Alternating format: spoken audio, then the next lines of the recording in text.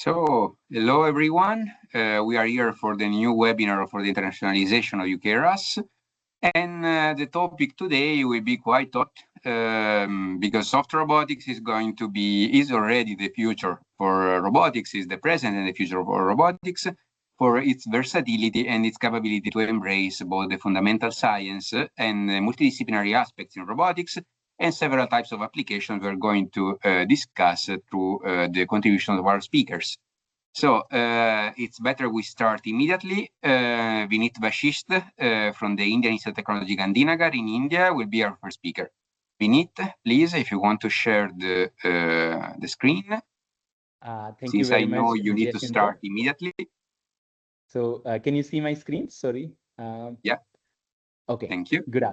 Good afternoon and good morning, everybody. So it's my pleasure to be here. And thanks to the organizing team to allow me to go first. So I have some work related to wearable system. I think you will get a little more discussion on the soft robotics from other speaker. So I am at IIT Gandhinagar. I work in the area of human-centered robotics. And the topic that I chose for today presentation is human-robot interaction, which I believe is a very important point in any wearable system, and especially soft robotics. And I would like to show some work from the modeling and coordination and give some examples from our lab as well. So just to begin with, so I am from India. This is the part of India, the western part, Gujarat. And if you know Mahatma Gandhi, this is the place I am from.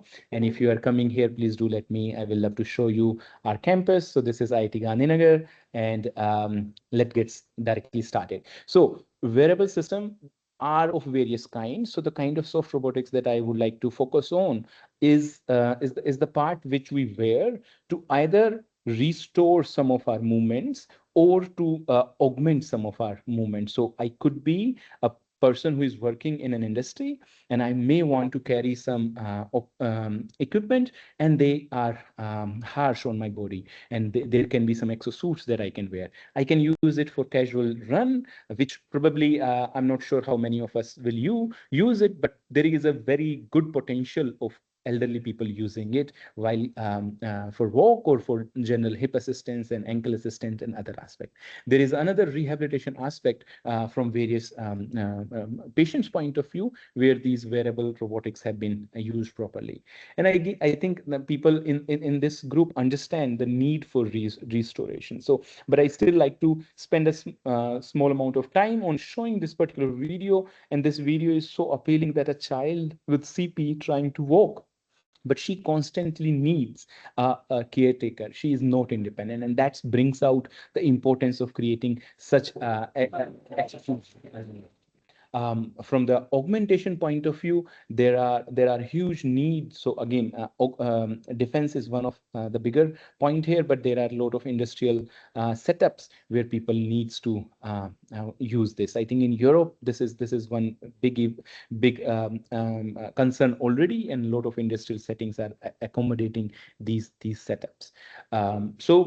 I like this picture a lot. So in my human robot interaction course, I show this picture and I ask student, how do you perceive? Is this where we are heading? And most of our science fiction movie basically show us this. But is it that we are heading to?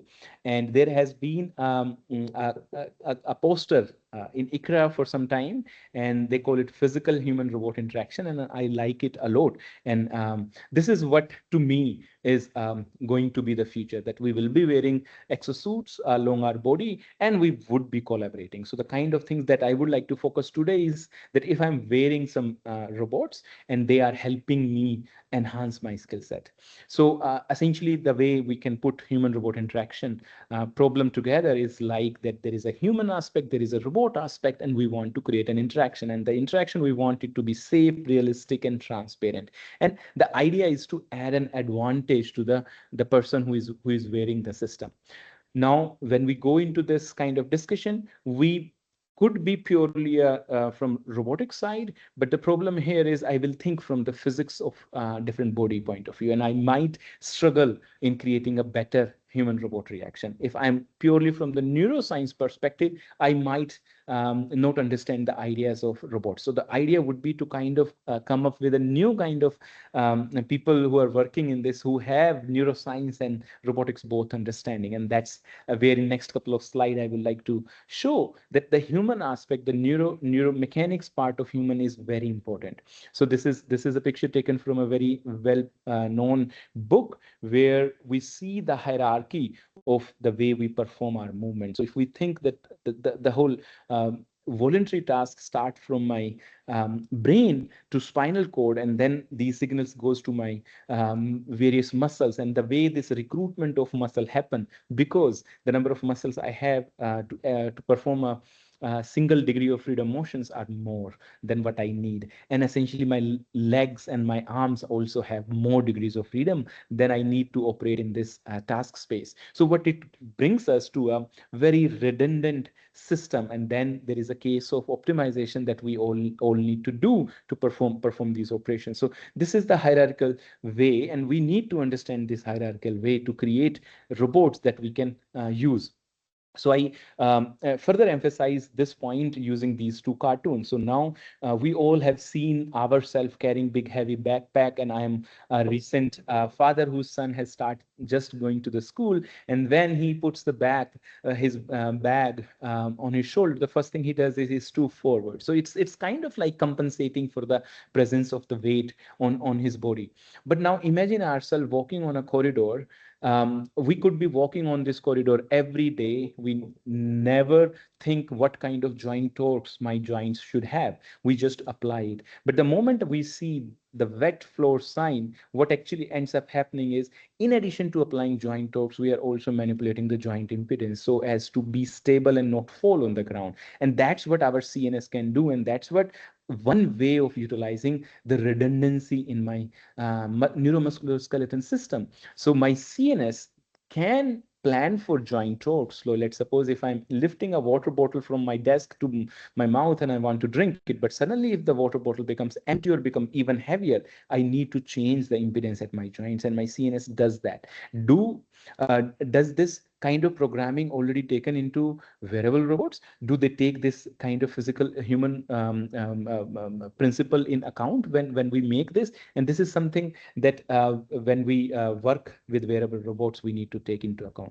Then there is this aspect of voluntary movement. So the cartoon, if it is running on your screen correctly, you will see that there are some neurons firing, and then my biceps and triceps muscles are actuating, and my elbow joint is getting rotating. Now there are some reflexes as well. So for example, this is the knee patella experiment that happens, and you touch it and there is a reaction that happens. In the second one, there is no involvement of my brain. This is not a voluntary task. Now, when I wear an exosuit, when I wear a robot, what kind of reaction it make me take? So the example of my son carrying the heavy backpack, is it a reflex or is it a voluntary? I think, and if I'm giving somebody a wearable system to wear, and I'm anticipating that it will help the person to do the task rightly, could it actually make the person more stiffer and reject the device, which, for example, back exo in various European country people have suggested.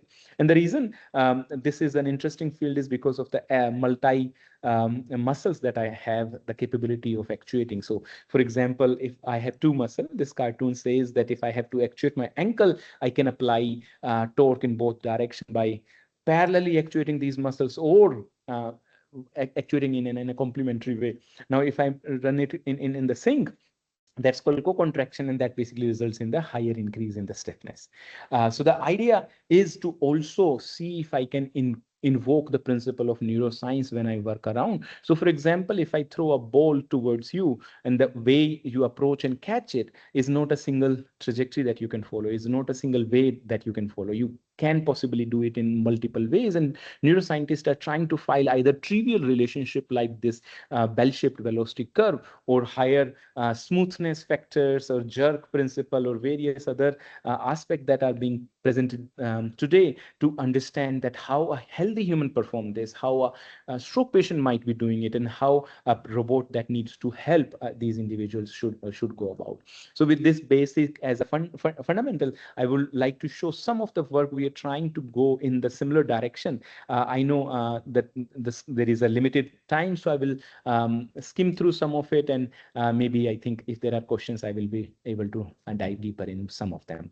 So as I mentioned, that we work at Human Centered Robotics Lab, where we try to look the human movements from the neuromechanics and motor control point of view, and we look robots specifically from the cable-driven perspective. And the idea is to combine the two to create these collaborative and interaction tasks to understand.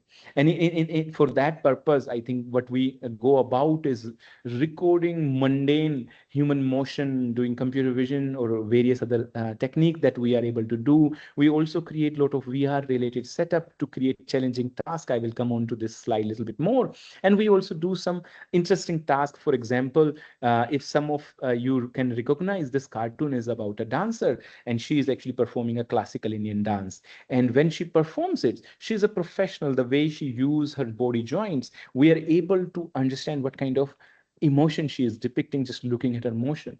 Similarly, the yellow cartoon, what we see is a person being perturbed, and then how this healthy individual is recovering this perturbation. And these are important data to just observe, because these are some of the strategy. For example, an elderly person walking compared to a healthy individual, healthy adult walking, how they differ from each other. And the idea that we take from this is we collect this data, we kind of try to create these trivial analytical sensors. So just using an IMU, can I get characterization and classifier? So for example, if I'm walking upstairs, downstairs, upslope, can I just use a single axis of an IMU to do that? And our data and our analysis suggests that we are actually able to just use a single axis of a gyroscope to make this distinction, and not only for the healthy adults, but also for elderly people. And now I think that idea, we are trying to use it for PD patient. But why we want to use it is because we need a higher level controller for our exosuit, and I will show you in a minute how do we do it. But this is just one way. Then the second way is to create very challenging tasks. So it's very hard to create challenging tasks and test that in the lab. So what we make use of is these VR environments. So we can ask them to perform a dual cognitive task or dual motor task. For example, the second task is a person walking on a treadmill and playing a throwing game where he is being given a constant feedback about the score. Now imagine that an elderly person is trying to do the same task. And I think if you see, if I show you this video continuously, we will observe that the individual is having a little hard time in performing these tasks. So if you can see that there was a perturbation that came and he was reacting to it. It's a safe environment we were able to provide to this individual. And the idea was that can we record some of the behavior these individuals have, and can we try to finish this, help these individuals and learn their strategy. So the idea next we try to do is, after recording these motion, we dump this data into the musculoskeletal modeling, and then we utilize OpenSim MyoSuit just to try to work out what actually these humans did while they were performing. And now since we have this data, we would like to also train some of our models to basically learn some of these strategy. So for example, in this recent work, what we were able to do is we trained an upper limb model in these musculoskeletal system to predict, just by looking at the motion that an individual is performing, that which of the muscle is being fatigued. Now, we are trying to see if this kind of data set, if we can use data set from stroke patients and other patients, and the system can predict that. Now, this can become a potential high-level control for exosuit, where rather than just applying an elbow joint torque, we can actually assist some of these specific muscles. I know I'm running out of time, so I will just take next 30 seconds to just show. So now then we try to implement this in some of these exoskeletons. So this is our lab setup which allow us to change the way these cables are attached. So one good part about cable-driven exoskeletons is cable-like muscle can only pull, they cannot push. So I have to use redundancy here, and then I can create these optimization function. And then we try to make these over ground walking platforms, and we test it. And various of us are working on it. So I will skip some of this as I'm already out of time. So I will skip this video, but what this video shows is how this leg exosuit is being used in our lab. So what next I wanted to show is the next phase that we want to venture in. Now we saw that we record the data. We saw that we use musculoskeletal model to kind of make these models predict these changes, and how can we go to the better high level control.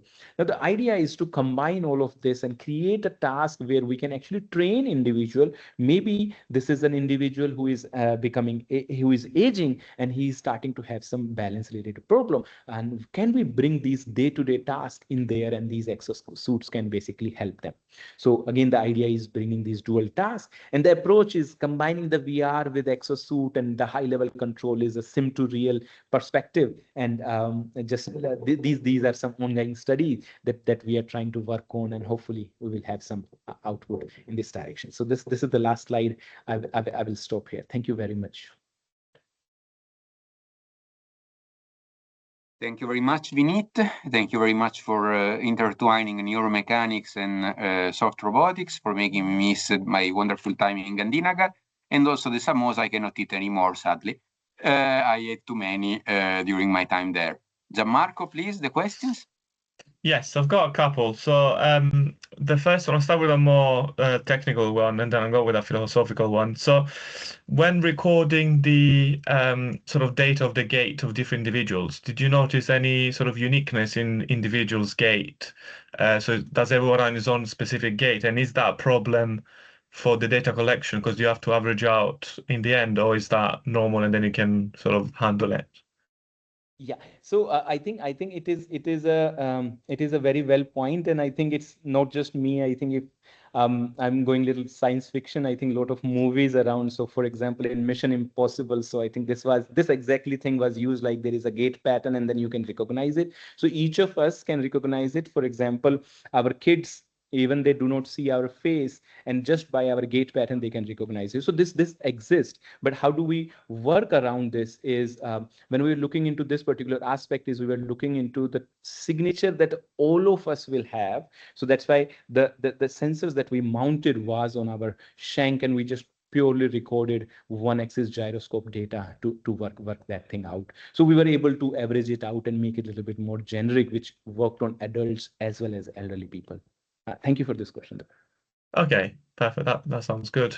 And then the next sort of philosophical question is, I like one of the first slides you showed the sort of that spot, the robot playing sport together with the robot. So that sort of sparked the question: do you envision the future of humanity where we've got sort of prosthetics and sort of ligament augmentation? Is that do you think it's just not just for people with limb amputations or people who lack a limb or people who have injuries? Do you see that in the future, even like people without disabilities or without the need of an extra limb will be using these technologies to enhance, especially in sport, I guess?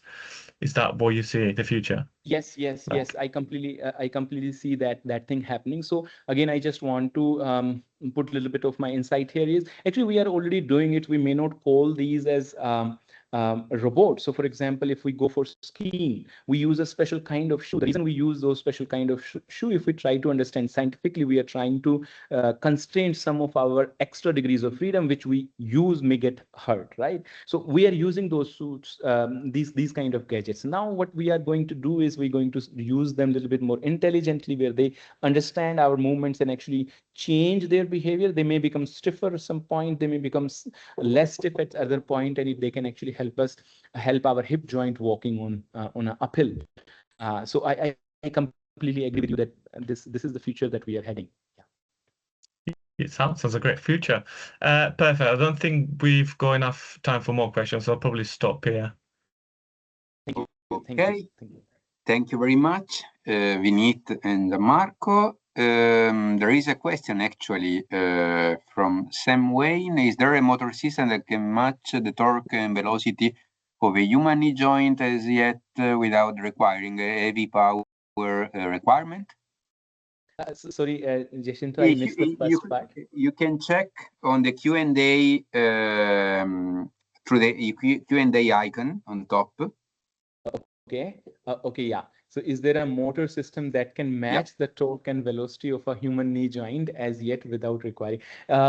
Unfortunately, not ankle, hip, and even the knee, they are very powerful joints. So typically you would have to do some gear box and other kind of arrangement to work these things out. Yeah. Okay. Thank you very much. Now it's time for Isabella Fiorello from the University of Freiburg to represent Germany.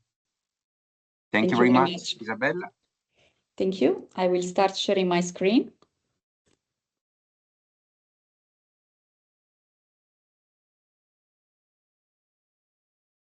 Can you see my screen? Okay, so good morning, everyone, and thank you very much for the invitation. So my name is Isabella Fiorello, and I'm currently a group leader at the University of Freiburg in Germany. It's really a pleasure for me to be here today. And today we'll talk about how we can integrate biology and robotics to create a new generation of bio-inspired hybrid machines, especially inspired by plants, for operating in complex real-world environments.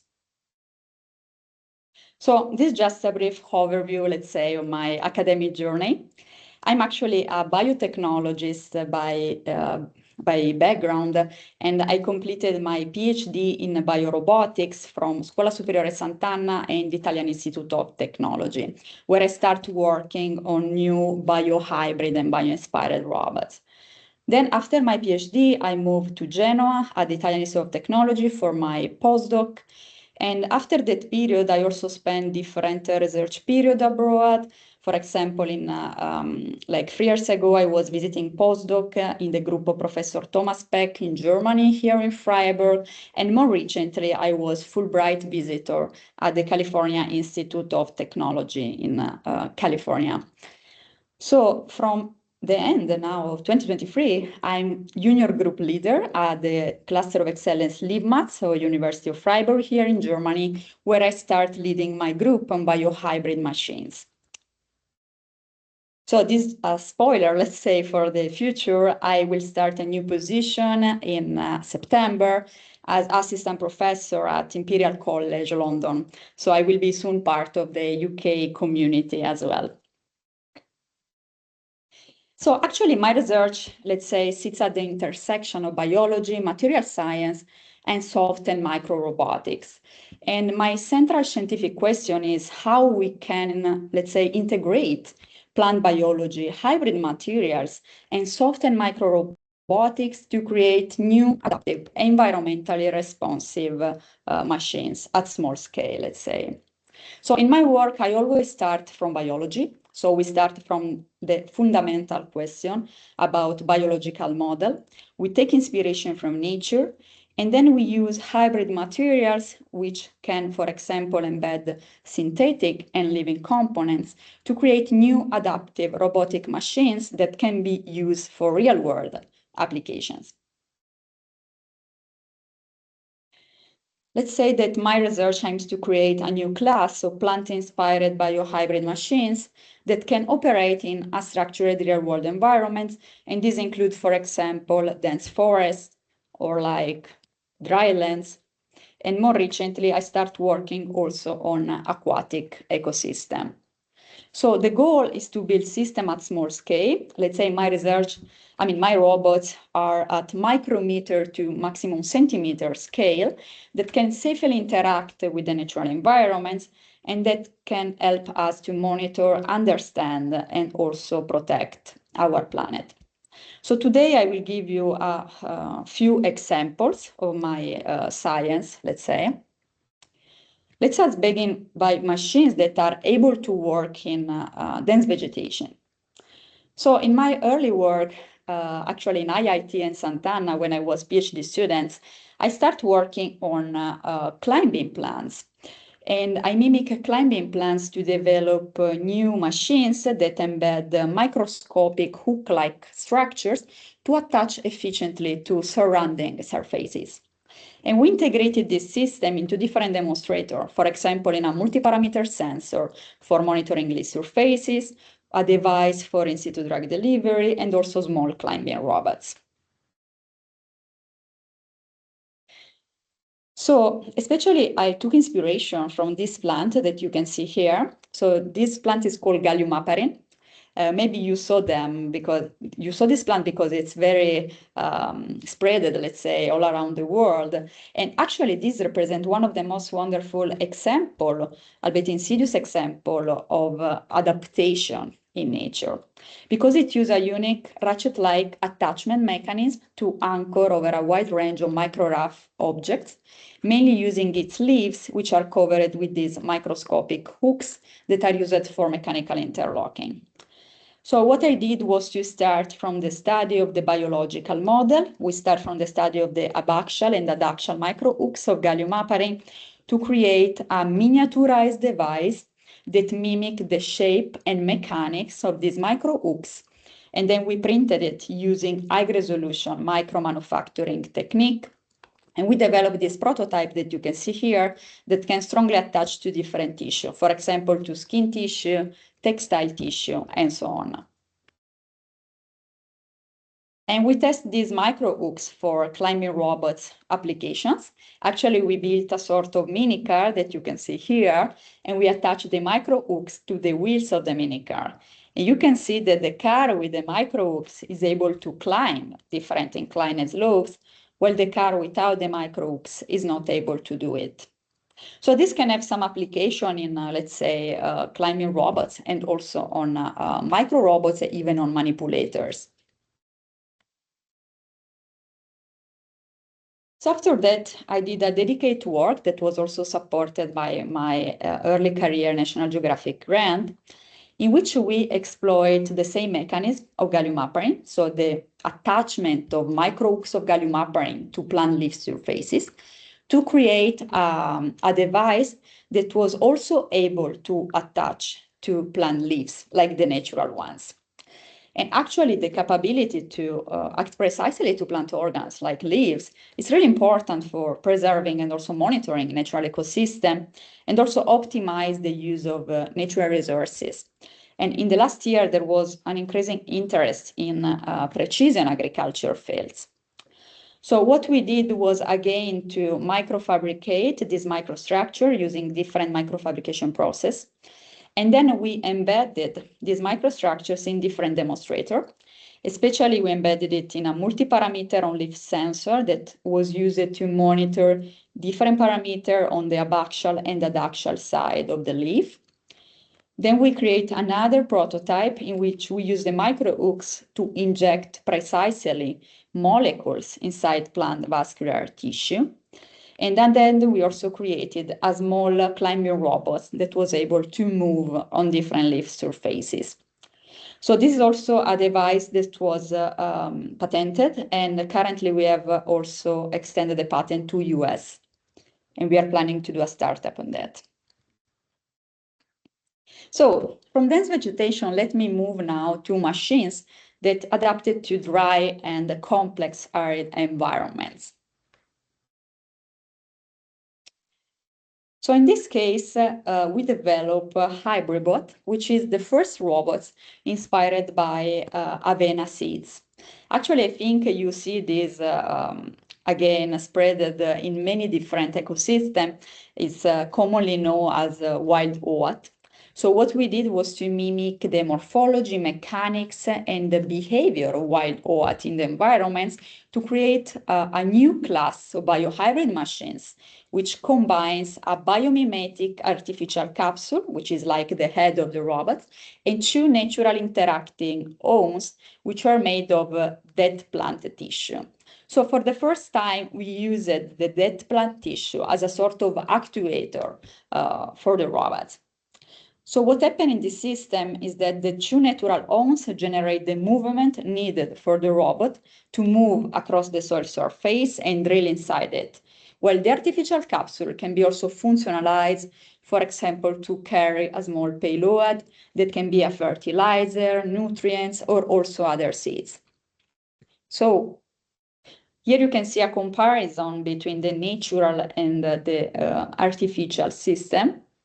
So you can see that the biohybrid robots is able to move autonomously on the rough terrain, like soil, for example, and can also go inside small cracks or irregularities, similarly to the natural one.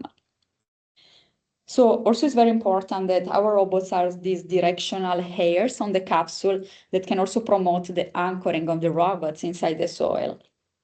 And the two arms can also interlock and release, storing and releasing elastic energy. And this produces this sort of reversible jumping and change in the direction, again, closely mimicking the behavior of natural system. So, but why we did this robot? So our goal is to use this system as a sort of tool, let's say, for ecological restoration. So we functionalize the biodegradable capsule with fertilizer and also embedded selected seeds. In this case, we use tomato seeds, but potentially we can embed many other species. And the idea is to spread these robots in the environments that can actually self-disperse in areas that are, for example, affected by fire and deliver useful seeds and nutrients directly in the soil. So an application can be, for example, reforestation.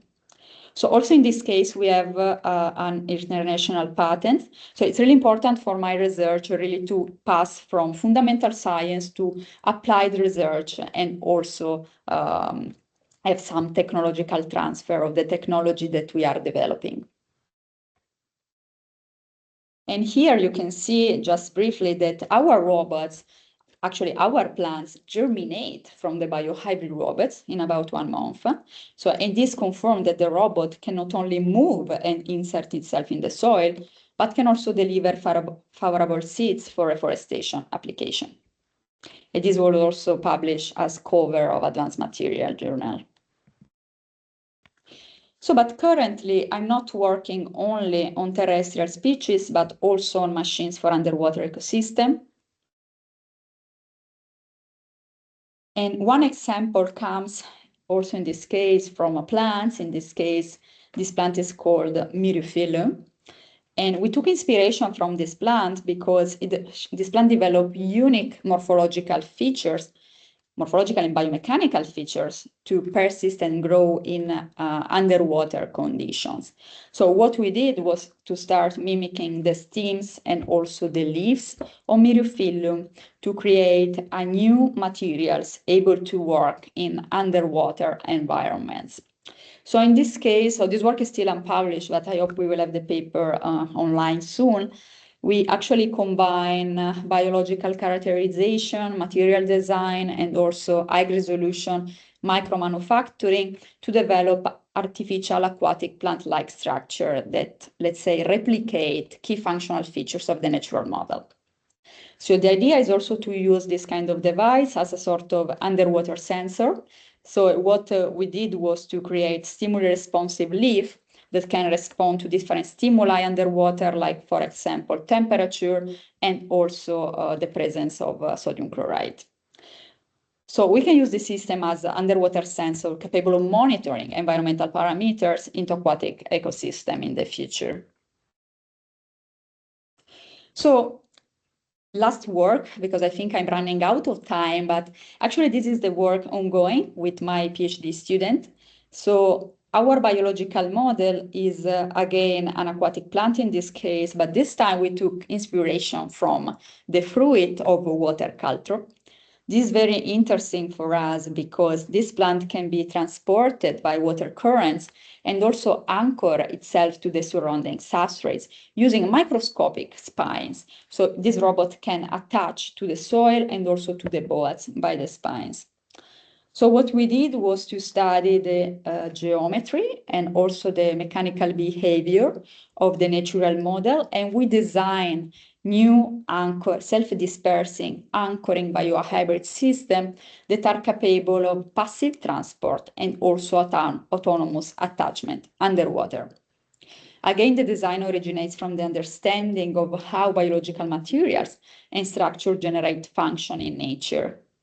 And also in this case, we have a patent submitted on this technology. So just to give you some take-home messages, let's say, I think that we show that plants can be, let's say, much more than a source of inspiration. So they can provide biological models for designing adaptive, efficient, and also sustainable machines. So we show that our technologies can safely interact with the environment, especially with three-dimensional complex environments. We have shown also different micro and biofabrication tools that can be used in life science, but also in engineering to create new bio-inspired robots. And we've also shown that our robots can have this sort of, let's say, precision intervention in natural ecosystem, for example, in dense in the fields or like in drylands, aquatic ecosystem, for in situ monitoring and targeted delivery in the natural world. Also, it's very important that we always start from biology, but then we use biology to create a new technology, and then we use the technology to study the biology itself. So this is a sort of two-way feedback in which we start from biology and then we return back to technology. So just to end, I believe that, let's say, these two directions are converging towards what I like to call a biohybrid evolution. So where biology doesn't just inspire technology, but technology can also become a tool to better understand, monitor, and also restore living ecosystem. And we can also use this new biohybrid system like a tool to, let's say, an experimental platform for bioengineering and also robotics. So with this, I would like to thank also my past mentors, Barbara, of course, Thomas and Chiara, and also my junior group here in Freiburg. And of course, I would like to thank all the organizers. Thank you. Thank you very much, Isabella. Thank you very much for demonstrating the bidirectional relationship between robotics and biology, exactly like the bidirectional way internationalization can work, because we include, through you, we're including also the nationalization of robotics in the UK. And welcome into the community of the British robotics. Gianmarco? Yeah, I've got a couple of questions. It's interesting also you mentioned Barbara, because while you were talking about it, I could see she was a mentor, because I went to ICRA, was it last month? And she did a keynote and I could see some similarities in there. So that was very interesting. I can see the inspiration there. So one of the main question I've got, so obviously, as you said, you always start with from the biological sort of world. How do you find, you or the researchers in your field as well, how do you find which biological sort of example to start from? Because obviously there's such a huge biodiversity in the world. So how do you decide which one to take inspiration from? So yeah, actually, this is a very nice question. So it depends. So sometimes we start from applications. Like when I was working on my PhD program, for example, I was searching for a plant that was able to strongly attach to different surfaces. And then by the state of the art, I found gallium heparin that is very well known for this, let's say, reversible anchoring. And reversible anchoring is very important for robotics. So because I plan to use this device also for manipulation, climbing robots. So in that case, the application was driven. But like now, more recently, is also the opposite, in the sense that we start from the biological model and then we found some unexpected application. Like, for example, drug delivery in plants is not something that happened in real plants, but we then took inspiration from microstructures in plants to do drug delivery inside the vascular tissue. So it depends. I think it's, let's say, a new field because there are very few groups working on plant robotics, but there is so much to explore. And in my science, I'm also very interested in a biohybrid system in which you also integrate part of the plants in the robots. So not only mimic the robots, but also integrate part of them. Okay, brilliant. I've got a couple more questions, but I think for an interest of time, should we just, there's a person with their hands up. Do you want to ask a question? Juan Vargas Fernandez, please. Yes. Do you want to type it, or do you want to, you can unmute yourself and ask the question if you want. Oh, yes, I hadn't noticed. Yeah. Can you hear me? Yes, we can, yeah. Well, thank you, Isabella, for the presentation. It was very interesting. And I'm fully on board with bridging the gap between academia and real-world effects, as you are trying to do. And on that line, how scalable do you think these projects are? Because, for instance, the hybrid bot looks very complex to fabricate, like taking parts of the real seed with artificial bits. How do you envision this could be scaled? Yeah, actually, for a hybrid bot in real, it's a very low cost and scalable technologies because we use very low cost material and also a micro molding approach to create the robots. So potentially we can do multiple robots at the same time and scale it. The only limitation is that we have to, let's say, take part from the seeds. However, Avena Cerealis, which is the model we are taking inspiration, is one of the most spreaded species in the world. It is also a problem for agriculture, for example. So there are too many of these plants.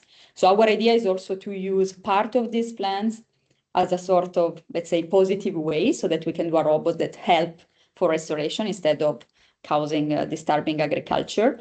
And we can also reuse the ohms that we use in the robots multiple times. So it's not a material that you use and then the robots, let's say, degrade and you can't reuse. You can reuse again the ohms. Is this a very manual process, the building of the robots? At the moment, it's manual, yes. But I'm thinking now to, actually I'm doing a business plan in which I'm also planning to more industrial scalability and also to increase a bit the size of the robots as well. Interesting, thank you.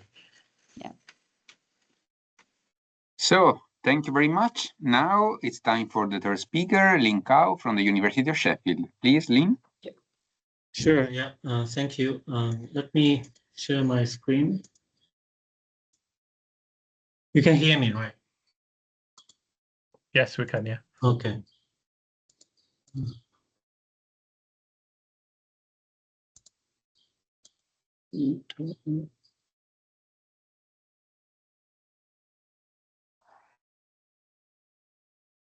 Right. Seems cannot. Okay.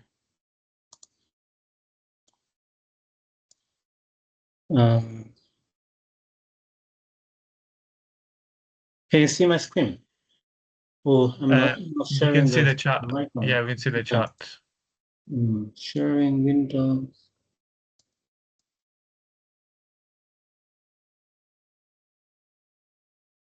I might need to reopen my PPT slide. Sorry.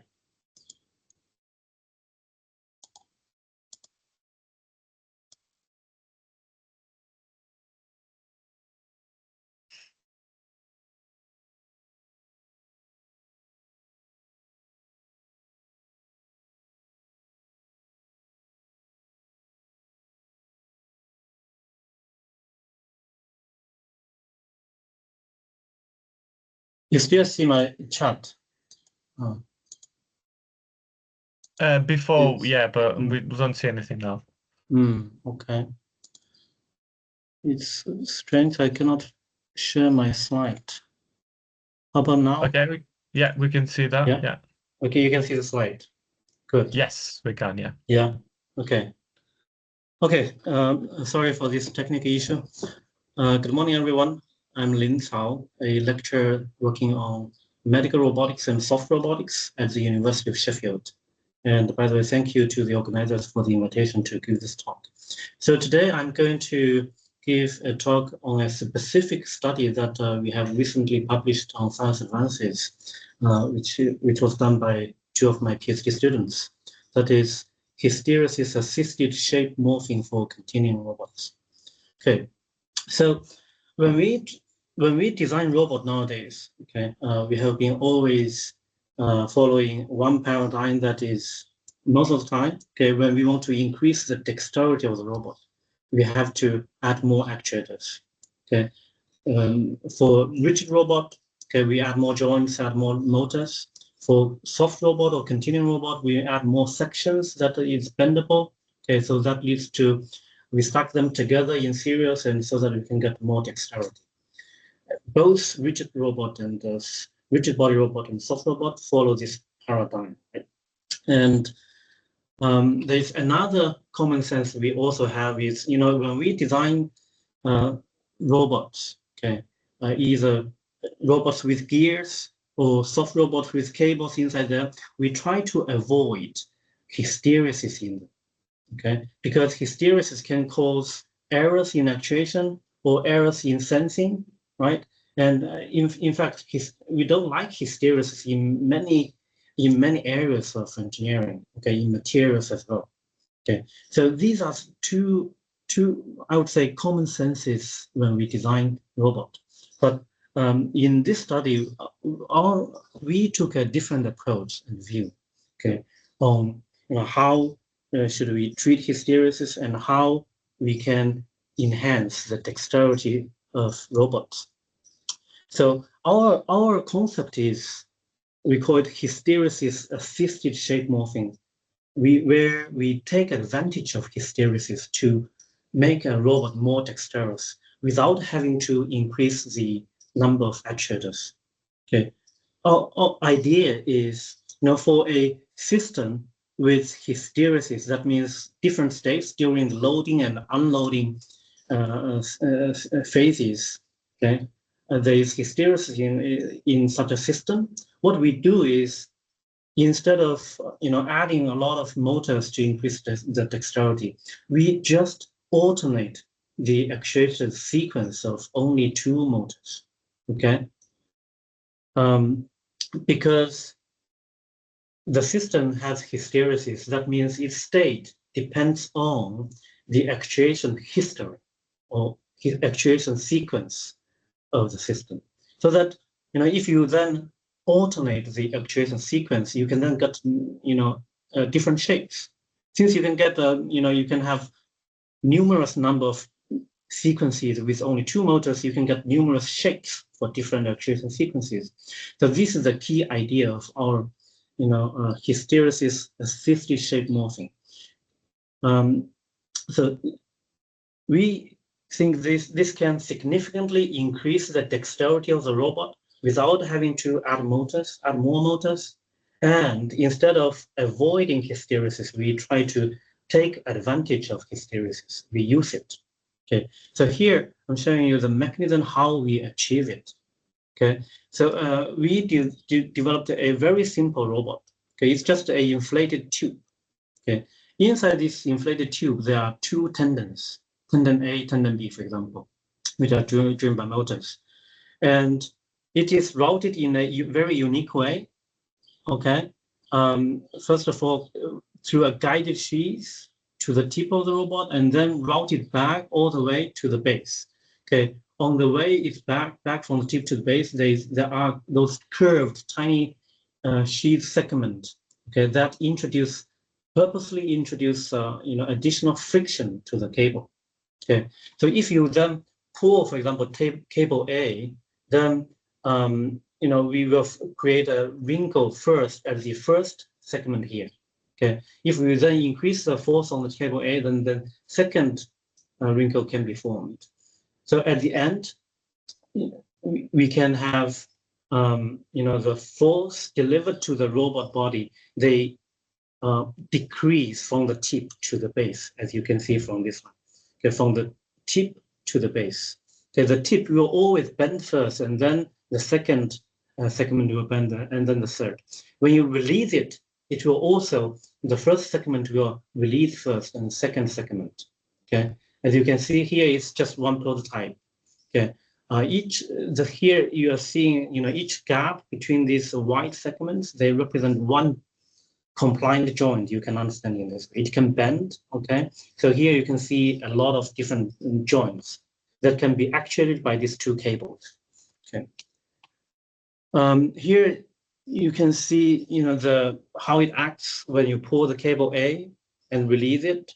Okay, it bends from the tip all the way to the base, and then it releases also from the tip all the way to the base. If you observe carefully, you will see that actually there is an obvious hysteresis here. Okay, during the loading phase, the tip follows this trajectory, and during the unloading phase, the tip follows this trajectory. There is shape hysteresis over there. Okay, so in conventional engineering, we would thought, okay, this is not good, right? Because this will lead to actuation error, difficult to control. But here we took a different view on it. Okay, instead of treating it as a disadvantage, we thought about if we can alternate the actuation sequence of the two cables, two tendons here, actually we can get a lot of different shapes. For example, one very simple case here is, for example, we pull tendon A, it will bend like this, and then release a little bit. Okay, it will bend, release to here, and then if we can pull tendon B, then it will bend into this configuration. And here this shows you, with a sequence of actuation between cable A and cable B, you can get different shapes. Okay, and of course there can be numerous combinations of the actuation sequences so that you can get numerous shapes. Here is just a further demo about how we get different shapes by having different actuation sequences of the cable A and the cable B. Okay, as you can see that we can maintain this shape, okay, while still steer the tip, and we can change the shape, okay, at different parts of body. We always can steer the tip while remaining the other part. That means the system, the body has its own memory. It can remember its shape while still allow you to steer its tip. Okay, in this way we can achieve a lot of different combinations of adjacent sequence and shapes. Here we want to show you, with an even simpler robot, just 3-section robot. You can see there's one gap here, one representing one joint, and second joint here, and the third joint here. With only two motors or cables, okay, A and B, we can control the 3 joints here. Okay, in conventional robot, you would require three cables or 3 motors to actuating them, right? And we can, since each joint, they have bent to up, down, and straight. They have 3 configurations, and we can independently actuate each joint. That means we can have 3 to the power of 3 configurations. That is 27 configurations, okay, discrete configurations with only 2 cables. And we can, through a sequence of actuation, we can control each individual joint. Okay, and as you can see here, right, with this different actuation sequence, we can get the second joint bended like this. Okay, we can individually control it, and we can bend with another different actuation sequence. We can control the bending of the third joint. Okay, that means we can really control or actuate each individual joint to a sequence of different actuation. Okay, that means for a robot with n number of sections, okay, as you see here, we can have 3 to the power of n configurations. That means for our robot with 21 segments here, we can literally have more than 10 billion configurations. Okay, if you use conventional cable routing for continuum robot or soft robot, you would need 21 motors to achieve this, but we only need 2 motors in this case. Okay, so we did a simple workspace analysis, okay, and compare the hysteresis assisted shape morphing continuum robot with a conventional 3-section continuum robot. Okay, as you can see, this black area is the workspace reachable by the conventional 3-section continuum robot. Okay, but with our continuum robot using only 2 tendons, 6 sections, we can cover the entire space, of this gray area, which is very obvious that the area is much bigger. Okay, that indicates a more dexterous, more dexterity of this robot with this actuation paradigm. Okay, we also looked at we not only be able to control the bending, but also we can actually independently shorten the robot tip, as you can see here, so that it can reconfigure itself and move from this region to the other region while avoiding the obstacle by shortening itself. And this is all achieved by using only 2 tendons. In fact, in this case, to let the tip shorten, we just pull 2 cables simultaneously. Okay, and it can shorten itself, and then we can release it back. It becomes longer, and we can still, control its tip to steer, right, while maintaining this shape, as you can see here. Okay. So this is clearly, a more, expanded configuration space of this robot by tip shortening. At the end, we further expanded this approach to those emerging so-called vine robot or tip growing soft robots.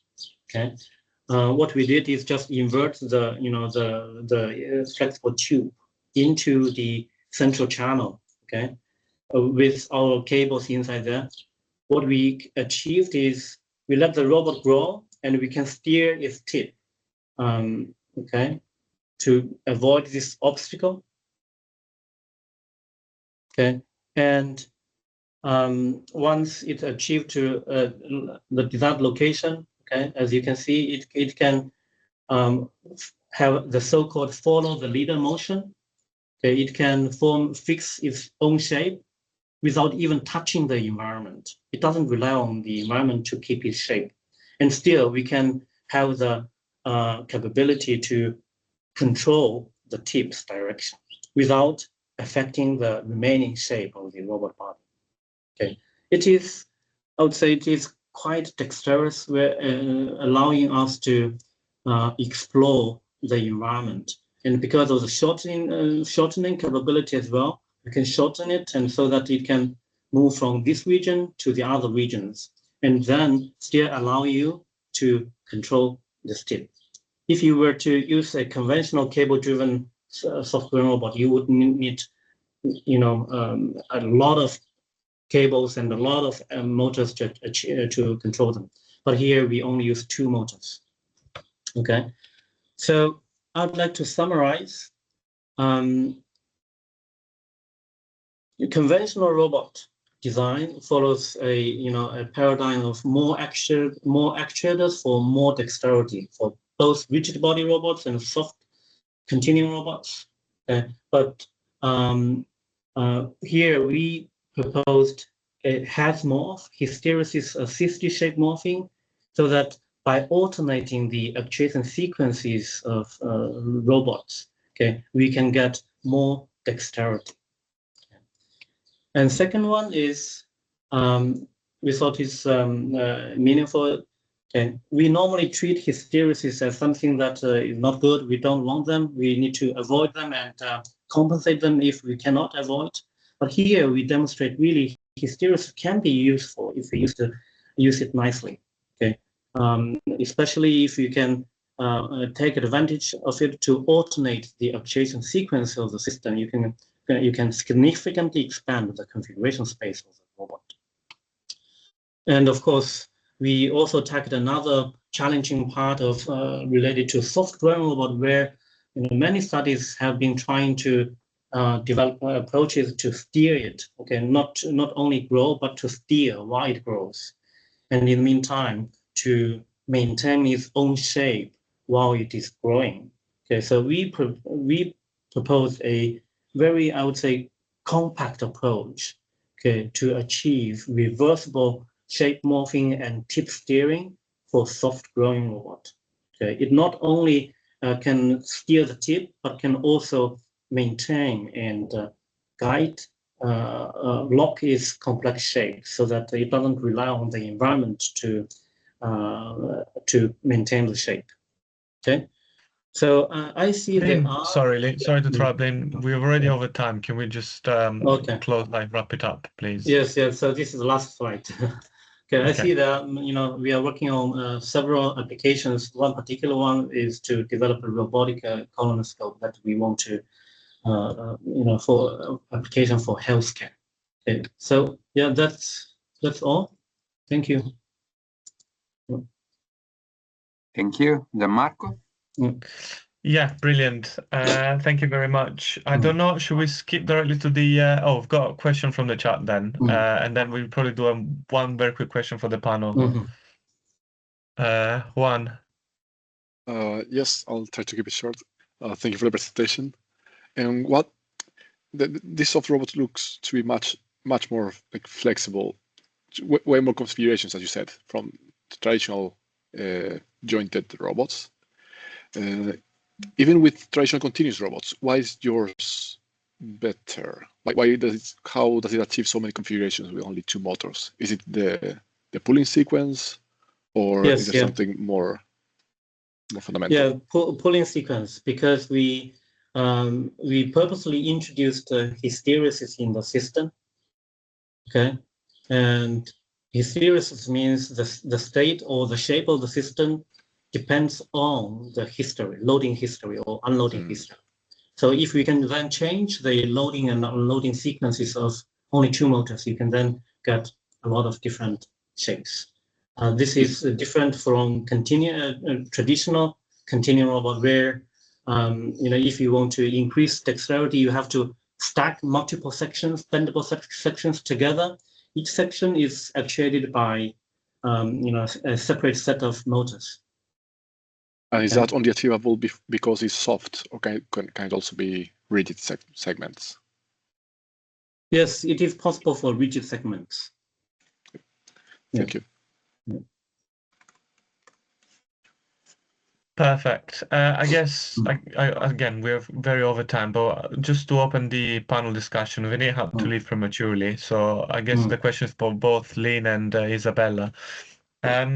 So soft robotics, although there's a lot of research now and is sort of coming up as his own field, is not as common and as popular as the traditional rigid robotics research.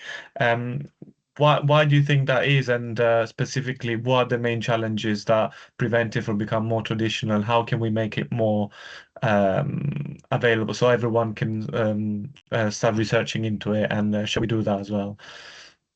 I don't know who wants to start. Yeah, Lynn. Yeah, I can start. Yeah, I think, of course, the different systems, they have different advantages and disadvantages. Rigid robot is good for precision and payload. Soft robot is good for adaptiveness and the gentle interaction. So I would say soft robots, I see more potential for healthcare, for interactions with human body. Okay, either for surgery or for wearable rehabilitation devices. Okay, that we see, but in the limitation of soft robot is, you may have too many degrees of freedom, okay, which you cannot control, and that also indicates the payload is limited, okay, because it's hyper redundant, which you cannot actuate all of them, so the payload is a limitation. So I would say to promote the application of software robot, first of all, the application area should be something that soft robot is good at, okay, and look at that application and try to tailor its design either for payload or dexterity, or Okay, so that's my view. Yeah. Thank you, Lynn. Isabella, what's your point of view? Yeah, actually, if I can connect to the talk of Lin Cao, I also think that soft robots are really useful in environments when we need to adapt to different tasks. And for example, I mean, in my research, we always took inspiration from nature, and the nature are, let's say, the most adaptive. In nature, we can find the most adaptive organism from which we can take inspiration. And I see many potential for applications, for example, like manipulation or also climbing robotics, in which, like, let's say, soft robots can really interact safely with the objects. Like there are already many startups that are going in this direction, and some of them are, let's say, now growing also as a company. And yeah, I think manipulation is maybe the first application that is already used, and there are already startups that are growing in this direction.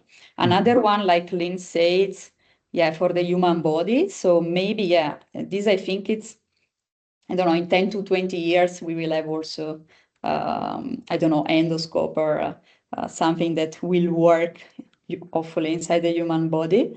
But I see a lot of applications also for the ecosystem as well. So because we need the system that can precisely interact with the environments, and soft robots can help us in this. Then, of course, depends also what you mean for a soft robot. Like in my research, I mean, maybe mine is more micro robotics and some parts are soft. So this open another question, but I really think that miniaturization and also adaptation are the two key tasks to robots that really can work with the real world, I say. Perfect. You almost opened that kind of worms there about the definition of soft robotics, which unfortunately we don't have the time to delve into. I think we can just leave it here. We're already over time, 10 minutes over time. So I guess, Jacinto, we should just thank the speakers and the people who came. So do you want to close? Yeah, I was going to ask them to make a 1-minute pitch each for persuading a student from abroad to join their labs. One, the current lab in the Sheffield, the other one, the future lab in London. But at this point, it's better to leave it here. So thank you very much, and let's have a coffee someday in Bristol or London or Sheffield, or all of the in different moments. Thank you very much. Yeah. See you. Thank you. Thank you, everyone. See you later. Okay, see you. Bye. Thank you.